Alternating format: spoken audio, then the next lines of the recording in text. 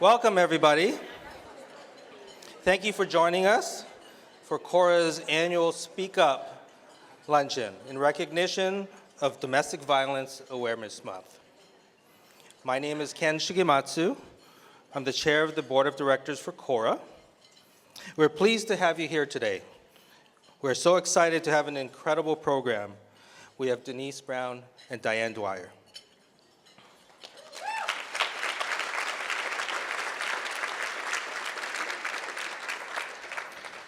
Why are we here today? We are here today to speak up for CORA's clients impacted by domestic violence.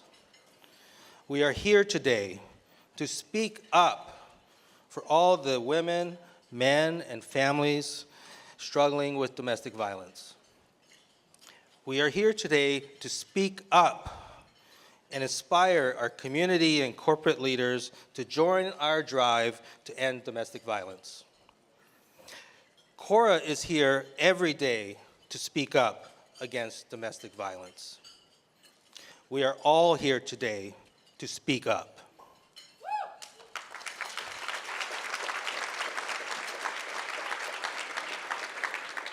Domestic violence is hard to talk about. It isn't a comfortable topic. And it's too often talked about, whispered about, behind closed doors. And yet everyone knows someone who's experienced it. A parent, a friend, a sibling, a neighbor, a coworker. Here are the facts. 1 in 4 women and 1 in 7 men will experience domestic violence at some point in their lifetimes. And yet only 1 in 5 will actually report it. And the effects of domestic violence ripple throughout our community insidiously. By coming to our luncheon today, and advancing your understanding of the complex dynamics of domestic violence, you are helping us create a community where domestic violence is recognized and addressed. CORA happens to be the only agency in San Mateo County providing services for survivors, comprehensive services for survivors of domestic violence. Our 24-hour hotline was the first step toward a life free of abuse for thousands last year. And they got a trained counselor to respond to their call. In addition, we operate 2 emergency safe houses, and our emergency response program enables us to partner with local law enforcement so that survivors and victims, survivors and their children, in the midst of a domestic violence dispute, get immediate help. For nearly 40 years, we've been the voice on the other end of the phone, letting survivors know that the abuse is not their fault, that they are not alone, and that help is available. We also offer supportive housing, therapeutic counseling, legal services, and more, all in Spanish and English, and in many other languages as well. We are the voice that tells survivors they can do it when they are in their most vulnerable moments. And we stand beside them as they build lives of stability and peace, something so many of us take for granted.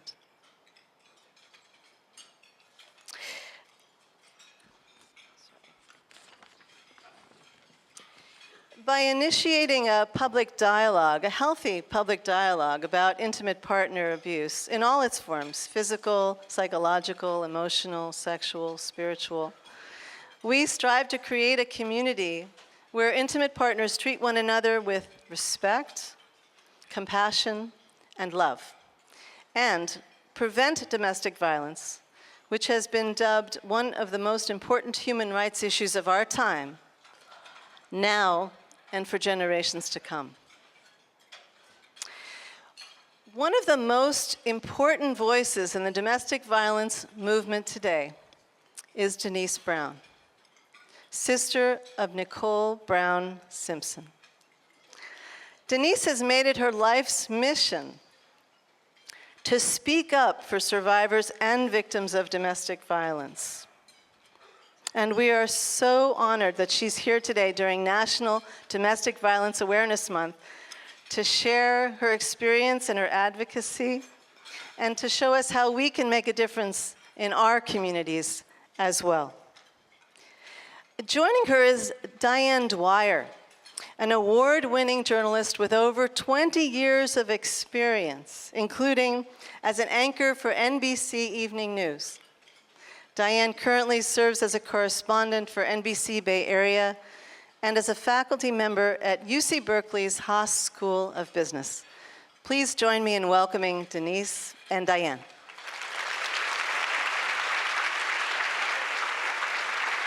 Thank you so much. So let's step back a little bit. And you first learned about domestic violence, really, or became aware 20 years ago. 21 years ago. 21 years It's been ago. 21 years. What did you know before 21 years ago about domestic violence? Absolutely nothing. It took Nicole's murder for me to recognize domestic violence, because I was the first one to come out and say, no, Nicole's not a battered woman. Mm-hmm. And I remember Sheila Kuehl at the time. She said, I went and I met with her and we had lunch, and she said, I knew one day you would be sitting here with me and you would be eating your words. Because Wow. I said, no, she's not a battered woman, because we were like this growing up. So when did you first find out? How did you discover the secret? Well, I didn't. My father did. Mm-hmm. And they went and they cleaned out her house. It was after she was murdered. And they cleaned out her house and they found her notes in her diaries. And from those notes and diaries, my dad called me into his room and he said, Denise, he goes, take a look at this. And I started reading. And I thought, well, this can't be, because we were so close. And we were telling each other everything. Wow. And, all our little secrets and everything. I mean, it was just the two of us. And I took the papers. I can still remember taking the papers, throwing them down on the bed, and I said, this is impossible. This can't be happening. And then I remembered, and I thought back. Well, I took these notes and diaries, and I took them to a shelter down in Laguna. They were in Laguna at the time. And I said, what does this mean?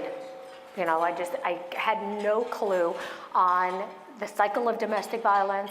They started educating me about that, the power and control of one human being over another, the verbal, the emotional, the psychological abuse, chipping away somebody's self-esteem. Mm-hmm. If they're told they're stupid, over and over again, they start believing that they're stupid. They, you're no good, you're worthless, you're fat.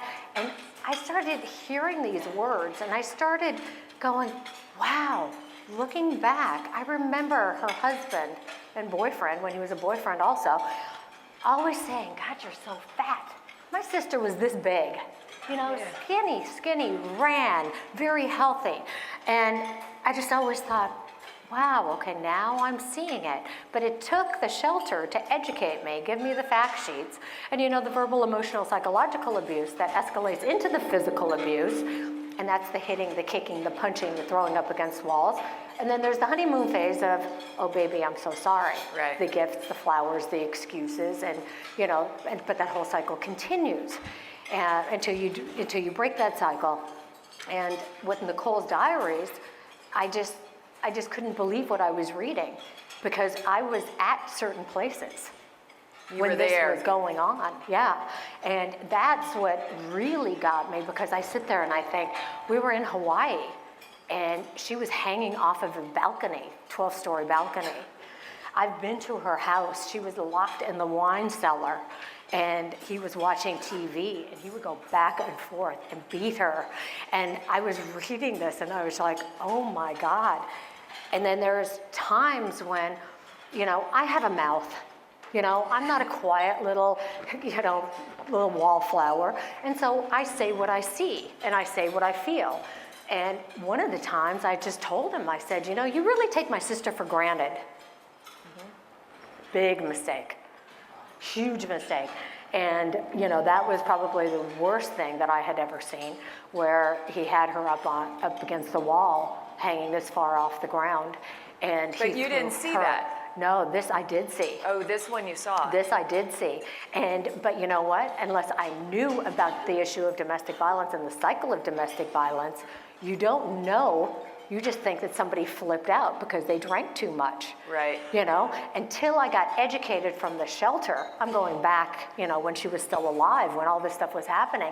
And that was the only time that I ever saw her actually be physically attacked. I was physically attacked. I was thrown out of the house.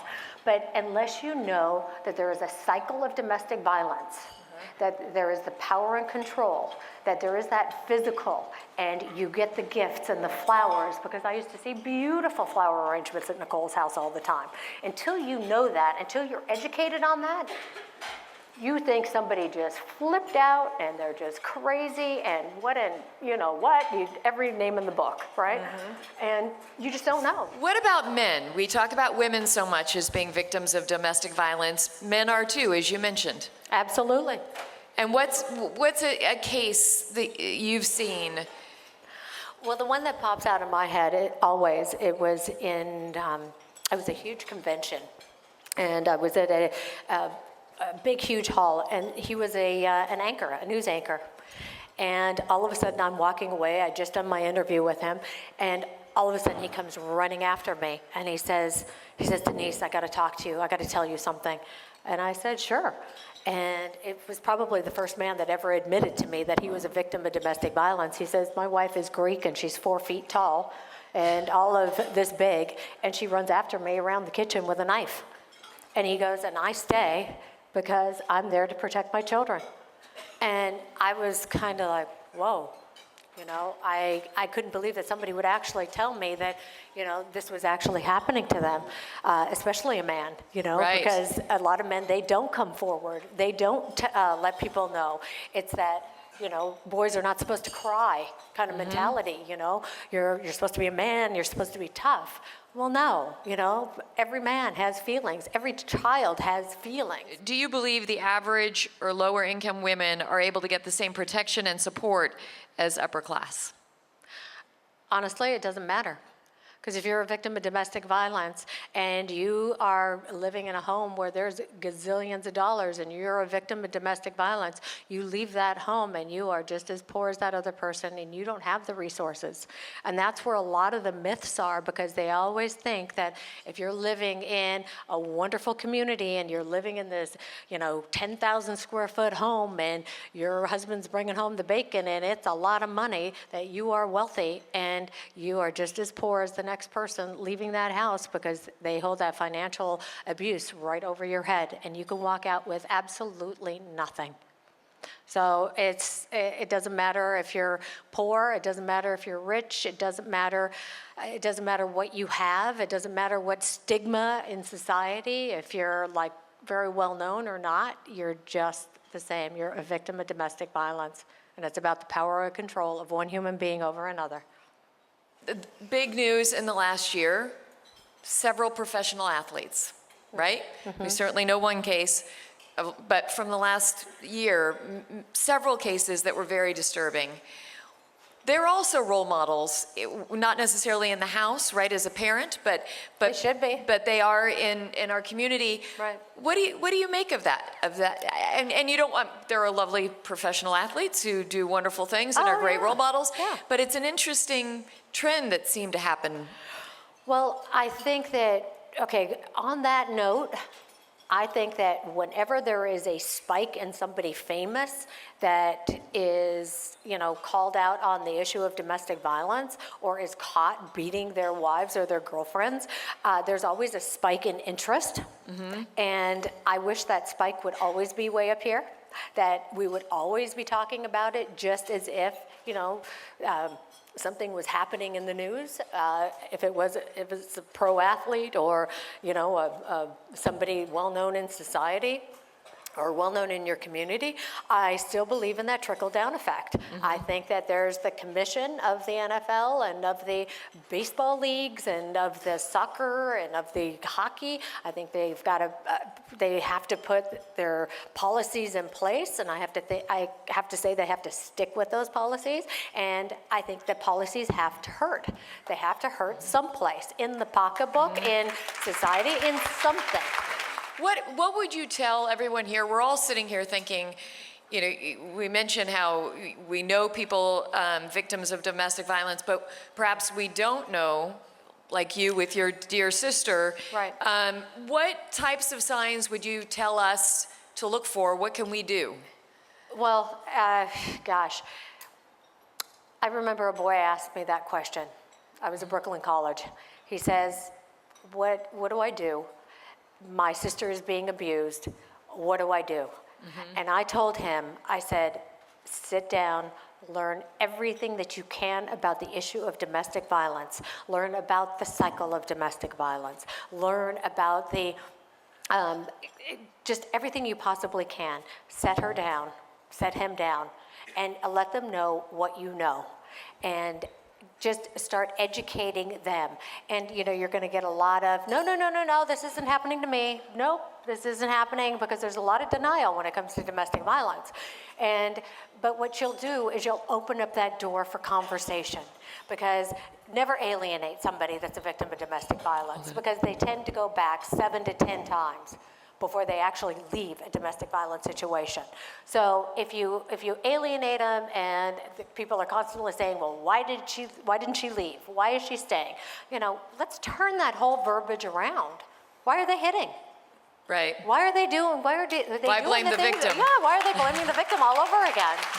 What is the easiest way for women to find domestic and protective housing?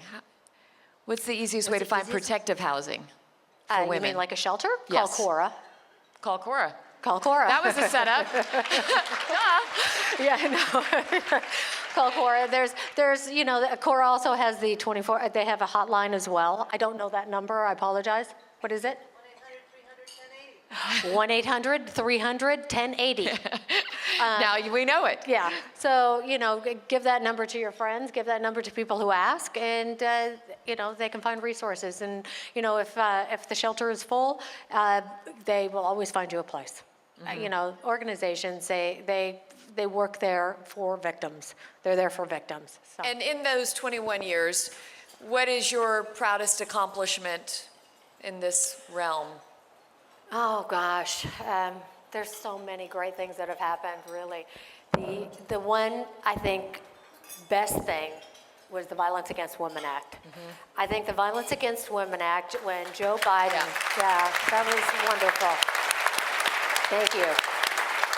When Joe Biden and Orrin Hatch, they were both senators at the time, he called me to Washington, D.C., and he said, Denise, he goes, the Violence Against Women Act is stalled in Senate appropriations, and we can't get this passed. Will you please come out here and help me? Because people used to think that it only happened to poor and homeless people. The stigma. That was it. That was the stigma. It could never happen to a middle class or an affluent, in an affluent community. So he said, please come out to Washington, D.C., come and testify. And that's what I did. And we named names. Like I told you, I'm not a wallflower. I'm not afraid to name names. We can tell. You're not a wallflower, for sure.